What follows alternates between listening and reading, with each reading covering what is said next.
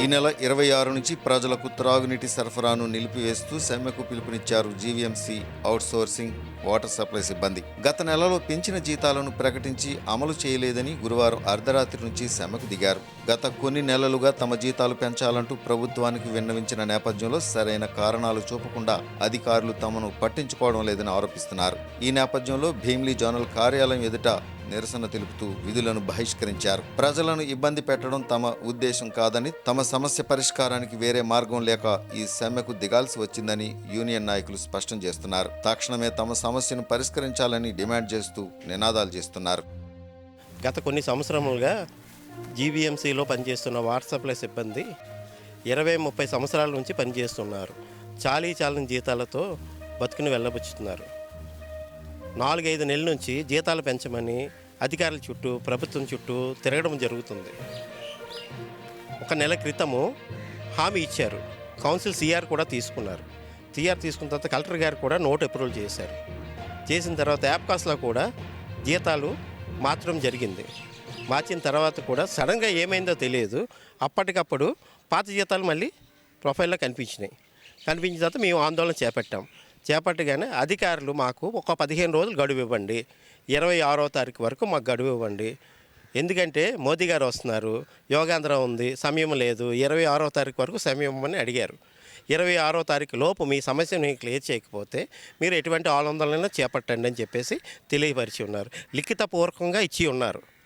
26వ తారీఖు వరకు వెయిట్ చేసినా సరే వాళ్ళు సమస్యను పరిష్కరించలేదు. 26వ తారీఖు అర్ధరాత్రి 12 గంటల నుంచి మేము సమ్మె మొదలుపెట్టాము. ఈరోజు మధ్యాహ్నం 1 గంటకి గౌరవ మేయర్ గారు చర్చలకు పిలిచి మళ్ళా బుధవారం వరకు మాకు సమయం కావాలని అడిగి ఉన్నారు. కానీ ఆ సమయం ఇచ్చే ఓపిక మాకు నశించిపోయింది.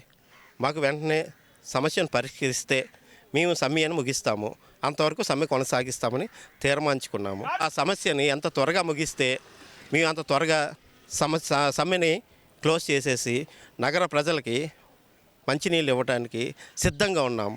ఎందుకంటే మా వలన ప్రజలకి ఇబ్బంది కలగకూడదనే ఒక ఆలోచనతో మేము కూడా ఉన్నాము. కానీ తప్పనిసరి పరిస్థితుల్లో మా సమస్యకి పరిష్కారం దొరకలేదు కాబట్టి ఈ సమ్మెకి దిగవలసి వచ్చింది. అంతేగాని ప్రజలను ఇబ్బంది పెట్టే ఉద్దేశంతో అయితే కాదు. దయచేసి నగర ప్రజలు గమనించవలసిందిగా కోరుచున్నాము. ఈ సంవత్సరం 30 సంవత్సరాలు బట్టి వాటర్ సప్లై పనిచేస్తామండి. మాకు ఇచ్చింది 5,000, 3,000, 10,000తో చేసుకున్న పొట్ట కాలక్షేపం వెళ్ళలేదండి. ఒక సెలవులు కానీ, ఒక పండగలు కానీ, ఒక పబ్బాలు కానీ ఏమీ లేవండి. వచ్చిన 13,000 రూపాయలతోనే ఇంటి పనులే కడతారా, లేకపోతే కరెంటు బిల్లులే కడతారా, తినడానికి ఆత్రమూత్రం స్కూల్ పిల్లలు చదివిస్తావా, అమ్మ ఒడులు లేవు. ప్రతిది కూడా గవర్నమెంట్ ఎంప్లాయీ అంటారు మాట్లాడితే. ఏ పథకాలు లేవు. ప్రతి కూడా మీకు పని చేయమంటారు. ఎలా బతకాలి? ఈ 13,000తోని ఎలా పిల్లలు పోషించాలి? ఇది మీకేం న్యాయం ఉందా? ఇది ధర్మమా? మేమేం పని చేయలేదా? మేమందరం చాలా ఇబ్బందులు పడుతున్నాం. వాటర్ సప్లైలో మాకు చాలని జీతాలతో మేము చాలా ఏళ్ళుగా పనిచేస్తున్నాం. జగన్ గారి హయాంలో 5 సంవత్సరాల నుంచి పనిచేసిన మాకు రూపాయి కూడా జీతం పెంచలేదు. అదే జీతం కొనసాగుతుంది. ఆ జీతంతో మేము ఈ రోజు వరకు కొనసాగుతున్నాం. మాకు ఏ పథకాలు కూడా వర్తించట్లేదు. అమ్మ ఒడి, ఏ ఒడిని కూడా మేము వెళ్ళినా మీరు అవుట్సోర్సింగ్ ఎంప్లాయీస్, మీకు ఎటువంటి బెనిఫిట్స్ లేకుండా చూపిస్తున్నారు. దీనికోసం మేము ధర్నా చేస్తున్నాం.